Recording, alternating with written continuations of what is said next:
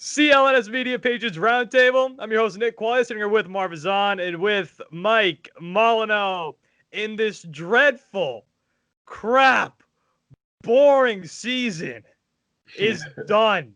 It's over. We're out of our misery. To watch these last 2 weeks has been bad. And honestly, I probably watched it mostly for this show because there was so little interest in watching those games. My goodness. I mean, not top to bottom, I guess, but it was just so hard to scratch and claw getting through, especially the Bills game. You knew they weren't going to beat the Bills. But I didn't expect them to get absolutely stomped out by the Bills. And even just the Jets game, watching those two, it was dull. It was boring, tough watch. But with that being said, the season is now over. Obviously, very disappointing. Who knows what's going to happen to the quarterback position? But guys, the question of this segment, with all the disappointment surrounding this team, what's the biggest disappointment for you surrounding this year's 2020 New England Patriots? Marv, let's start with you. What do you think? There's a lot to choose from. Right. Biggest disappointment. It's a whole list I could go through. Just throw a dart and pick one. But I would have to say the passing game. Listen to what I said, the passing game. I didn't just say the quarterback, but the passing game. When you average 170 yards through the air weekly, and that ranks you as the worst passing team in the NFL, that's bad. When you get no production from any tight ends, 18 catches in total the whole season, that's really bad. And I think we had only 10 passing touchdowns this year. 10 passing touchdowns. That's bad. Failing to convert in the red zone through the air to the point where you are running on fourth down no matter what down it is. It's bad. The passing game was atrocious. Some of it has to do with the play calling. Some of it has to do with the weapons as well. When you have Damiere Byrd and Jacoby Myers leading the pack of your wide receiving crew, Julian Edelman is nowhere to be found. N'Keal Harry's up and down. Once again, that's bad. So the whole passing game was really bad. Cam Newton didn't deliver as we thought he was going to. You know, as excited as we were for this season, having Cam Newton, a former MVP, onto this team, it didn't work out. I thought Josh McDaniels was pretty poor this year with the decision making. I was especially hard on early in the year. We wanted to unleash Cam. You know, early in the year, like why are they not letting Cam throw the ball? Let Cam throw. And then they started letting Cam throw. And then we realized, well, he has no one to throw to, and he can't throw 10 yards. So it was just a very bad offensive team. I'm disappointed in the tight ends. You draft the CC, you draft Keen, and nothing turned out from that. Izzo was your main tight end, and he's not someone to, what did Mike say, sneeze at? He's not someone to sneeze at all when you think of Brian Izzo.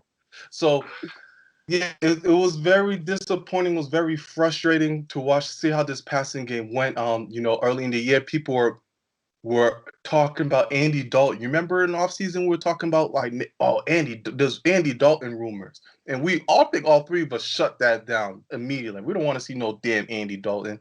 Listen, I'm still not an Andy Dalton fan. We've seen what he was doing in Dallas Cowboys. You was going to get more than 170 yards through the air with Andy Dalton. You saw Jameis Winston out there. No one really wanted Jameis after throwing 30 interceptions. You were going to get better production out of Jameis Winston if you picked him up. There was a bunch of quarterbacks you could have drafted. Sorry, 30 interceptions. Every time I hear that, it baffles me. That's a hell of a number. He did throw 30 touchdowns as well. He did throw 30 touchdowns. 30 interceptions is absurd, but he threw 30 touchdowns. You even see quarterbacks got drafted. Plenty quarterbacks got drafted. The Green Bay Packers drafted a damn quarterback, and they got Aaron Rodgers, who's going to be the MVP. What did the Patriots do? They said, nah, I don't feel like it, and kept Stidham and Brian Hoyer. Cam goes out with COVID.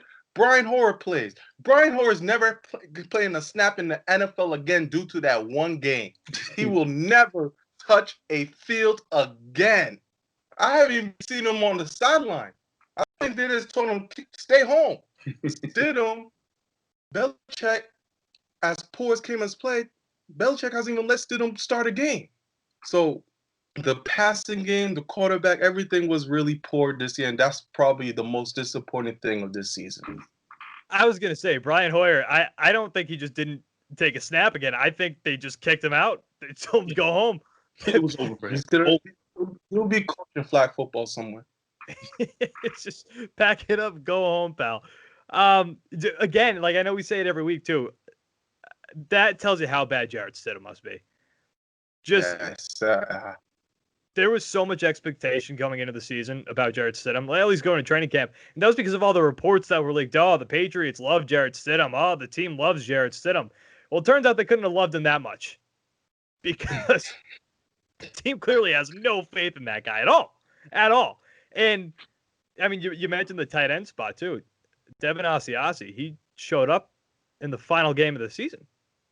That was one of the first times I saw him all year.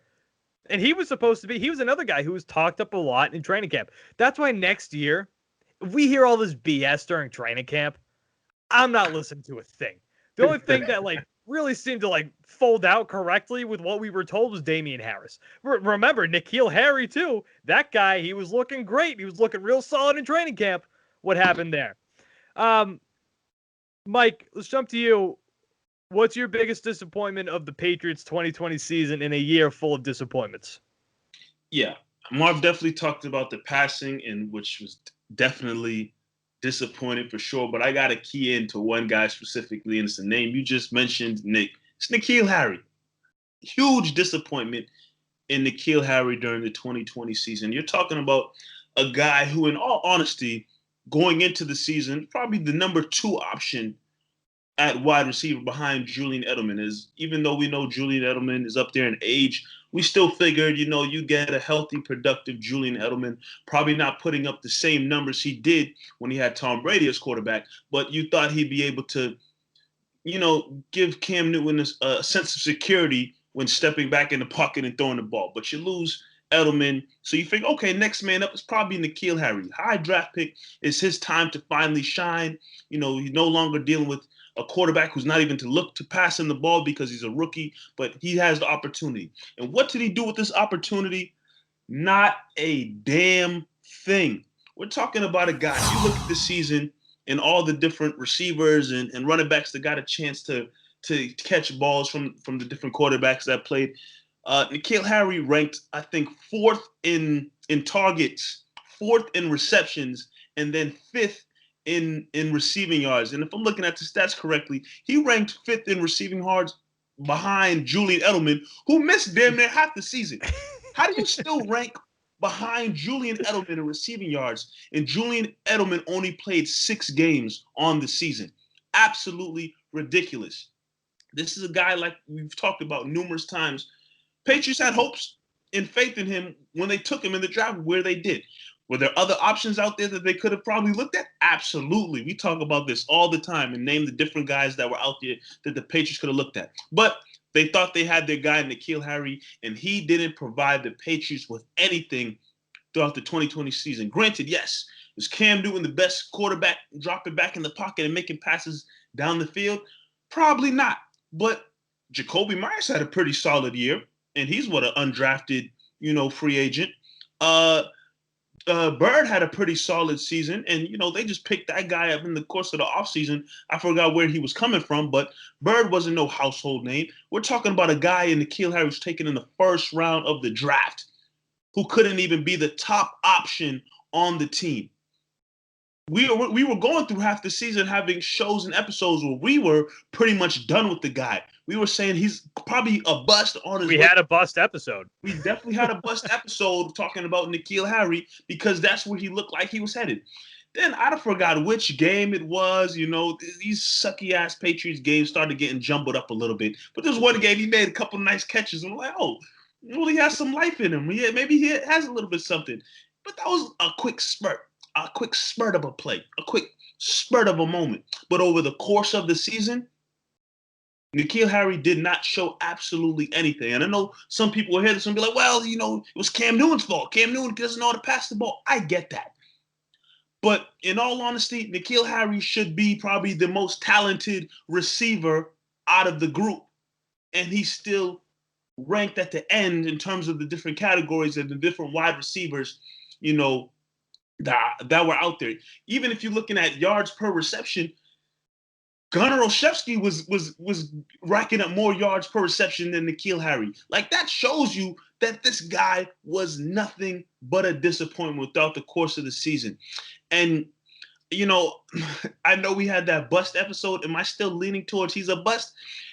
I had a conversation with a few friends recently, and we said, you know what? N'Keal Harry's going to be going into his third year. You know, he maybe gets one more chance to prove something, maybe one more chance. But if we're talking about the disappointments of the 2020 season, N'Keal Harry's definitely at the top of the list for me.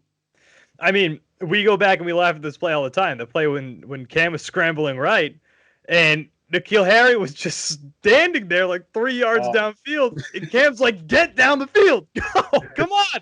And he just would not move. So, yeah, I mean, N'Keal Harry, definitely one of the bigger disappointments of the year. Mine, though, and it's not even a player. I'm disappointed in the coaching staff. And the reason I'm disappointed in the coaching staff is because headed into the season, you know, in these past 20 years, too, you talk so much about Bill Belichick. You talk so much about how he makes players better, which he does. I'm not taking anything away from Bill here. But the thought going into the year was, okay, Tom Brady's gone. Great. We still have Bill Belichick. Bill Belichick can make this team better. And you know what? If Bill Belichick made this team better than what it was, this is a putrid football team. Let me tell you that. If he elevated some of these players, this is a putrid football team. But a big reason why I'm disappointed is because they didn't get better over the year. They got worse.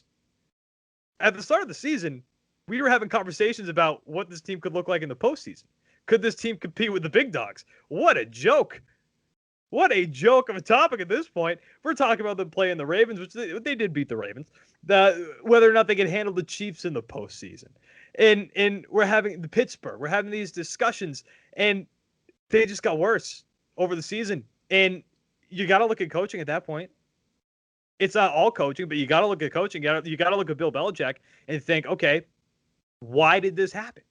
Why could this football team not even just like stay level? Not even just be the same football team at the start of the year. They got worse as the year progressed. So a big disappointment for me is the coaching staff. I would have liked to see more out of the coaching staff this year. Sorry. And just because we didn't mention the other things, run defense, you guys don't you guys are not off the hook either.